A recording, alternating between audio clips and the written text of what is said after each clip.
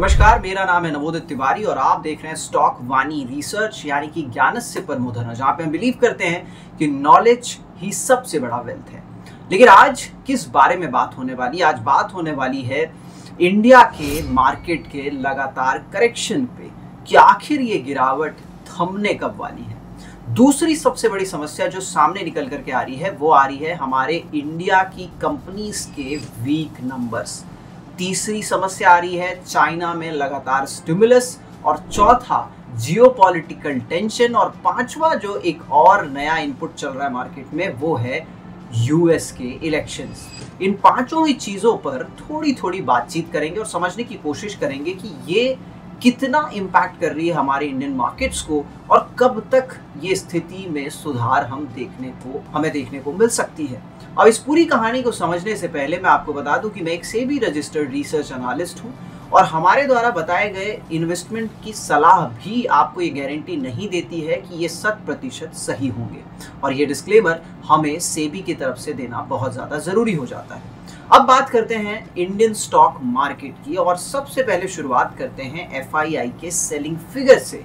80,000 करोड़ की सेलिंग, इतने बड़े सेलिंग के नंबर्स आज तक इंडियन स्टॉक मार्केट में एफआईआई के थ्रू देखने को नहीं मिले।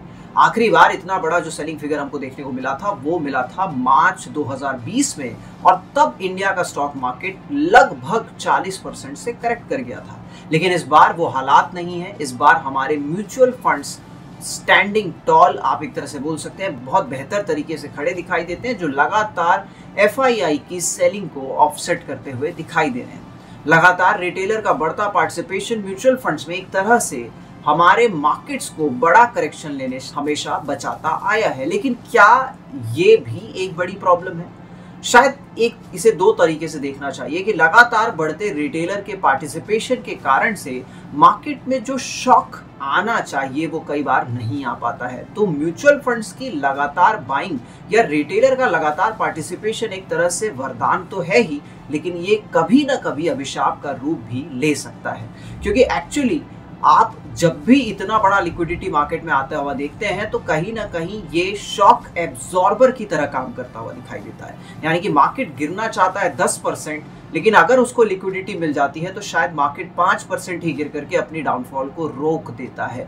तो ये भी एक बड़ा चिंता का विषय है और इस पर काफ़ी बड़ी डिबेट भी हो सकती है। लेकिन हम ये कह नहीं सकते कि ये वरदान जैसा तो चल रहा है, लेकिन ये अभिशाप का रूप कब ले सकता है। अब एक और कहानी चल रही है पैरेलली कि 80,000 करोड़ की सेलिंग को आपने अभी तक तो ऑफसेट कर लिया, लेकिन म्यूचुअल फंड्स के पास में लगभग 2 लाख करोड़ का फ्री कैश था, जो अब लगभग 50% से वो खर्च कर चुके हैं। तो अब क्या, अगर इसी तरीके से सेलिंग चलती रही तो क्या म्यूचुअल फंड का पैसा खत्म हो जाएगा और फिर मार्केट में बड़ा करेक्शन आएगा? ये बहुत टॉक ऑफ द टाउन बना हुआ है, खास करके ट्विटर जैसी जगहों पर।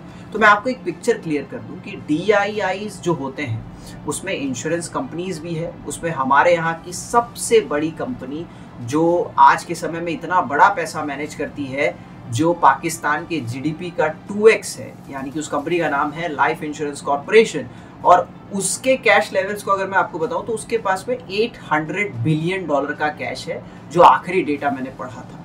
तो आप सिर्फ म्यूचुअल फंड्स को DII की तरह ना देखें, पहली चीज़।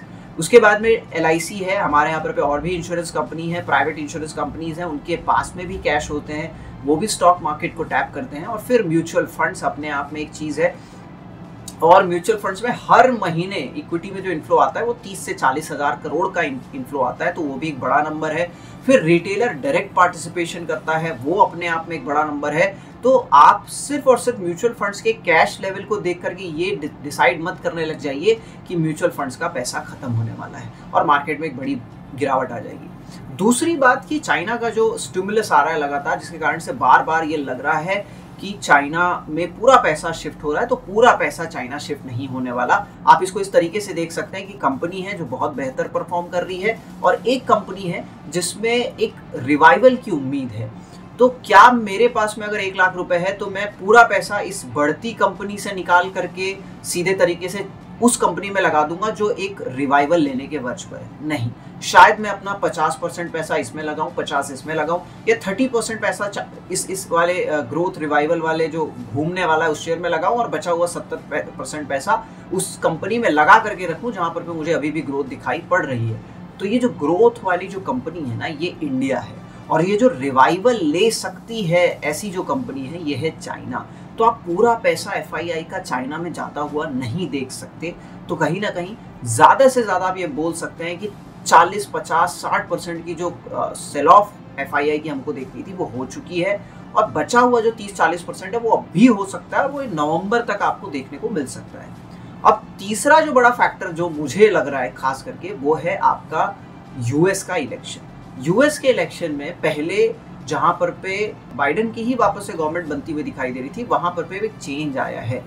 ट्रम्प अब कहीं ना कहीं, अगर आप रीसेंट डेवलपमेंट्स देख रहे हैं, जो प्रोजेक्शंस आ रहे हैं उसमें ट्रम्प कहीं ना कहीं जीतते हुए दिखाई दे रहे हैं। और ट्रम्प हमेशा से एक बिजनेस अप्रोच लेकर के आते हैं, एक बिजनेस माइंड अप्रोच लेकर के आते हैं, और वो इकोनॉमी के ग्रोथ की तरफ में ज़्यादा बात करते हैं। और वो भी एक कारण बन रहा है जहां पर पे आप नेस्डैक, डाउ जोन्स को लगातार हर दिन अब नया हाई लगाते हुए देख रहे हैं, क्योंकि मार्केट फ्रेंडली माना गया है डोनाल्ड ट्रंप को।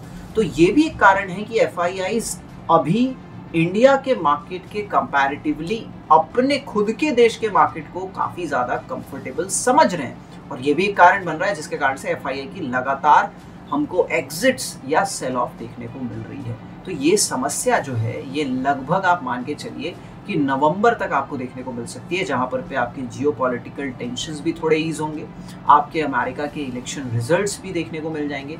ये जो चाइना में पैसा शिफ्ट हो रहा है, यहाँ पर पे भी एक थोड़ा सा स्लो डाउन आ जाएगा। तो कहीं ना कहीं आपको इस अक्टूबर से नवंबर तक का जो मार्केट है, खास करके हम अक्टूबर तो ऑलमोस्ट खत्म होने के कगार पर आ गया है, और नवंबर जो है वो इलेक्शन वाला पीरियड होने वाला है अमेरिका का। तो ये 2 महीने आपको काफी ज्यादा ध्यान से ट्रेड करने की जरूरत है। अब पैसा लगाना कहाँ है, ये एक बड़ा सवाल बन जाता है इस समय पर। उसके लिए शायद एक अलग वीडियो की जरूरत होगी, और धीरे धीरे हम इसी तरीके से एक एक छोटे वीडियोस लेकर के आएंगे जहां पर हम मार्केट के स्टैंड्स को समझने की कोशिश करेंगे।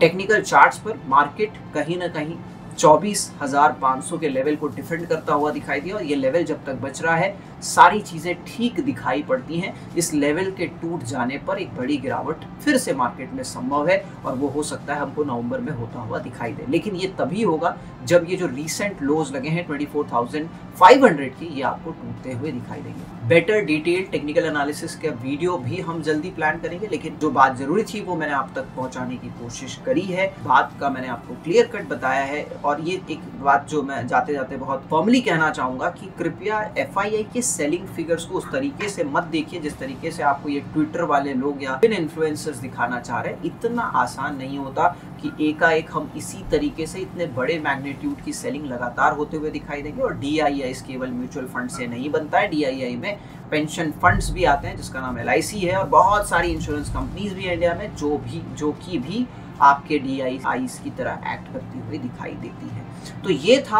अभी के लिए जो मार्केट का सिनारियो है। डरना चाहिए, थोड़ा बिल्कुल डरना चाहिए, बहुत एग्रेसिव होना चाहिए बाइंग करने के लिए जो गिरावट आ रही है उसमें? Answer is clear no.